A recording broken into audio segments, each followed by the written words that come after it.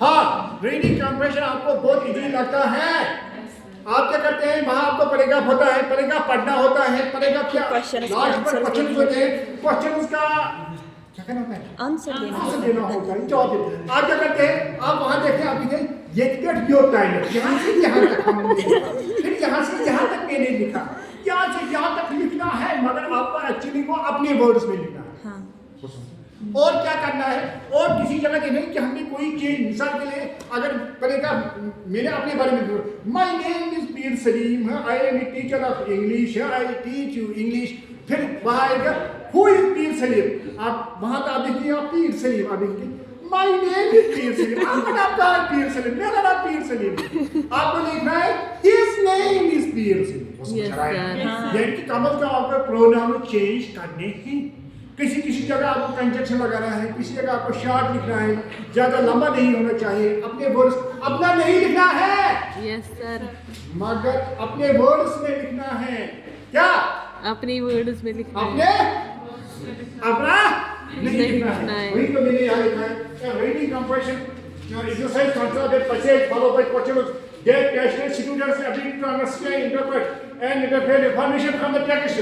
It helps to develop intelligent and analytic। हाँ, अब आप कहेंगे सर हम क्या करेंगे, पहले आप मेरी बात सुनो, बहुत पहले पैसेज होता है, पैसेज के एंड पर क्वेश्चंस होते हैं, मगर आपको पहले पैसेज नहीं पढ़ना है, आपको पहले क्वेश्चंस ही पढ़ने हैं, समझ रहे हैं। जब आप क्योंकि उसे आपको टाइम बच जाएगा, कम जाया होगा, जब आप क्वेश्चन पढ़ेंगे फिर आपके दिमाग में आएगा ना कि मुझे कौन सा क्वेश्चन क्या क्या वहां ढूंढना है, वो समझ रहे हैं। पहले आप क्वेश्चन पढ़ेंगे, आपको फिर दिमाग में रहेगा कि मुझे पैसेज में क्या क्या ढूंढना है, उससे आपको इजी होगा। वही मेरी हाल था, अंडरस्टैंड द मेन आइडिया, उसका आइडिया समझना है आपको, क्लासिकल एसेंशियल डिटेल्स वो आपको देखना कि डिटेल्स क्या है, observation in sequence, ability express answer in what is own words.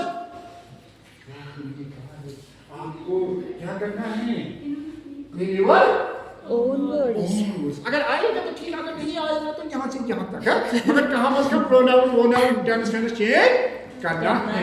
हाँ, it is read the passage carefully 2 or 3 times। हो पैसेज को 1-2 बार पढ़ना चाहिए, फिर आपको लगता है हाय मैंने गलत किया है, यहाँ तो लिखा हुआ था मगर आपने 2-3 बार नहीं पढ़ा हुआ। रीड ईच क्वेश्चन केयरफुली, जो आपने मैंने कहा है हर किसी क्वेश्चन को पूरी तरीके से पढ़ना है, क्योंकि वहाँ 2-4 वो फिर होते हैं, मिसाल अगर मल्टीपल्स होते हैं वो मिलते जुलते हैं, आपको लगता है पहला वाला ही ठीक है, नहीं कभी कभी लास्ट वाला होता है, कभी कभी बोथ होता है, कभी कभी नन होता है, कभी कभी आल होता है, उसका ख्याल रखना है। हाँ, ज्यादातर वहाँ होता है गिव द टाइटल और the heading of the paragraph. अगर वहाँ उन्होंने दिया है तो अब वो तो क्वेश्चन ही होगा, अगर नहीं लिखा होगा फिर भी इट इज बेटर टू से the title of the heading of the, यानी कि ये किसके बारे में है। आपको मैं बार बार कह रहा हूँ कि heading should be short, heading should be to the point.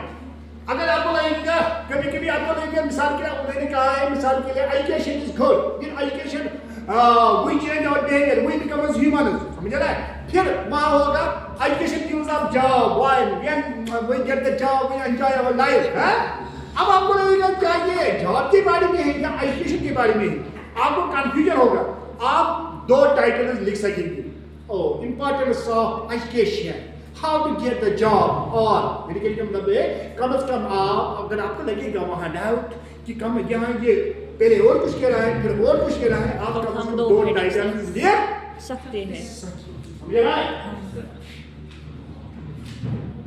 हाँ, अब आप कहेंगे सर आपने कहा है कि शॉर्ट लिखना है, हम कैसे शॉर्ट लिखेंगे, आप सिंगल वर्ड्स का यूज करेंगे, फ्रेजेस का यूज करेंगे, आप क्या कहते हैं क्लास का यूज करेंगे, यानी कि शॉर्ट वर्ड्स है।